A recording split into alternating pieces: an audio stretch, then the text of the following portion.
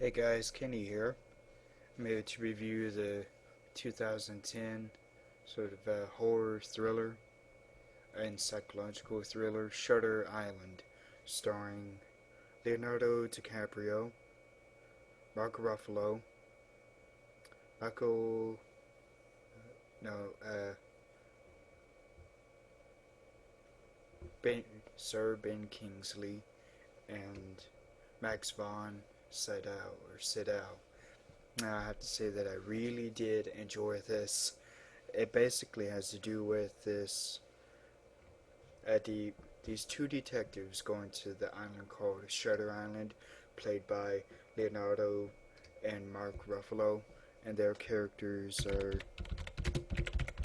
there to try to investigate a supposed disappearance of a woman. I think she's named Rachel Solando. Okay, here they are.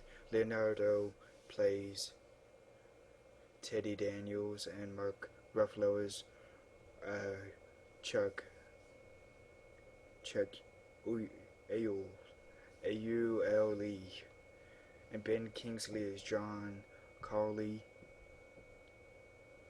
Max von Sydow plays Jeremiah Nearing, and also this stars Michelle Williams, who plays his deceased wife, Dolores Chanel Daniels. And then this turned out very, very good. The tone of it is very, I don't know about, I think it's both creepy and mysterious with a shade of foreboding, just mythos about it. And all the performances are wonderful by all the four of the leading people. Even Michelle Williams was very good in the flashbacks she was in. I felt very pleased at the end of this, but I highly recommend this if any of you haven't seen it. But I have to say, Leonardo does probably some of his best acting I've ever seen in his entire career in this movie. And then Ben Kingsley was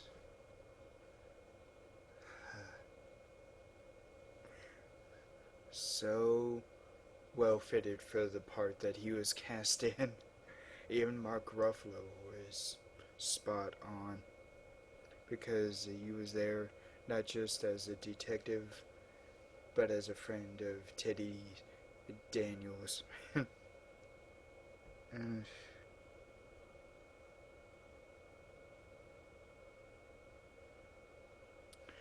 and there are these incredible dream sequences that Teddy has, or dreams that Teddy has, that where he sees not just his wife, but then there are these other moments of bodies that are so creepy and well done. And it's also, and the music fits perfectly along with the editing.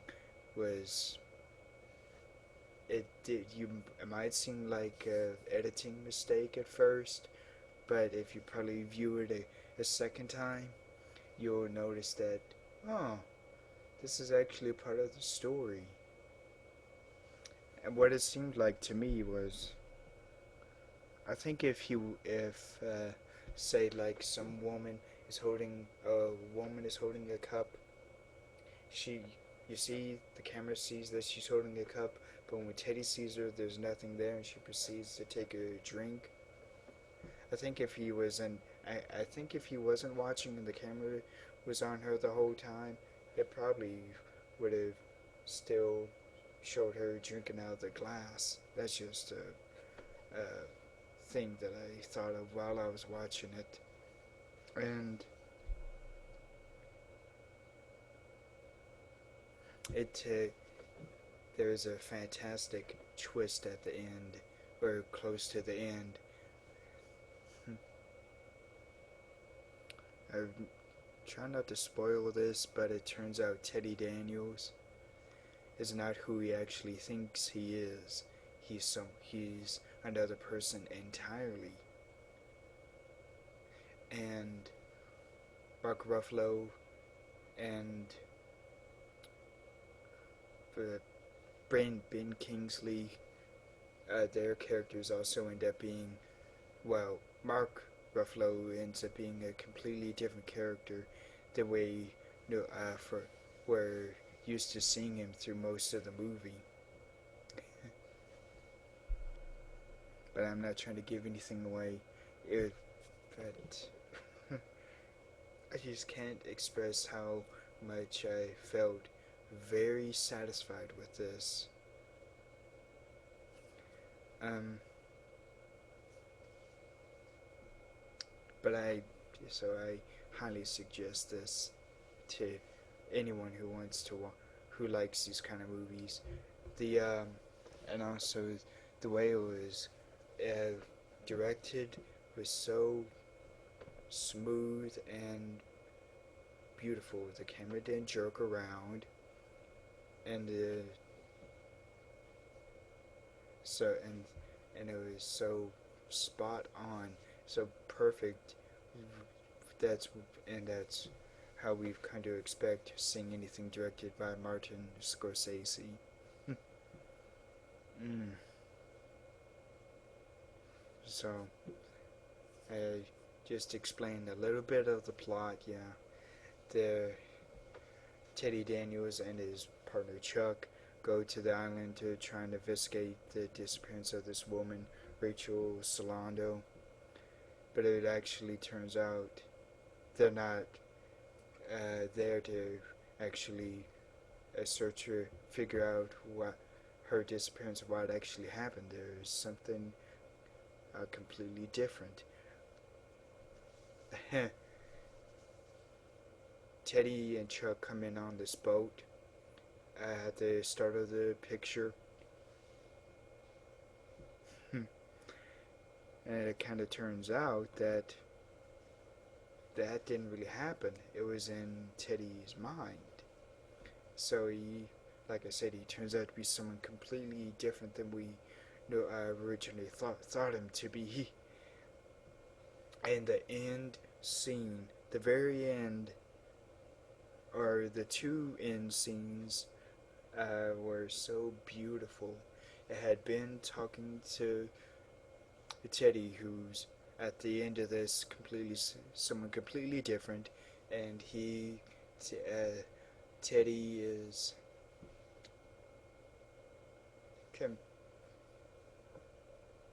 making a confession that is so heartfelt, can't help but just feel heartbroken for him. But he's saying that for a very important reason.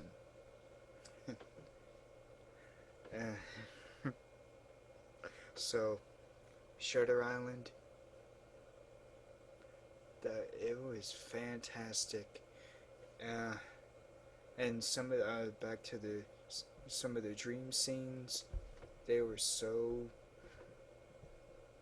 beautiful as well, and the music with them was so foreboding and mysterious and creepy. And the dream scenes weren't in there just for dreams' sake. They're actually there to help the story. So, I've just loved Shutter Island. So this is a big recommendation to everyone and anyone who's not seen it and who has seen it. And if you have seen it, I suggest you go and see it again. I think I will see it again because I was tired yesterday, so I kind of fell asleep through it. But I got the big story of it, so this was incredible. So I don't know if there's anything else I have to say about it. So stay cool and roll out to the movies.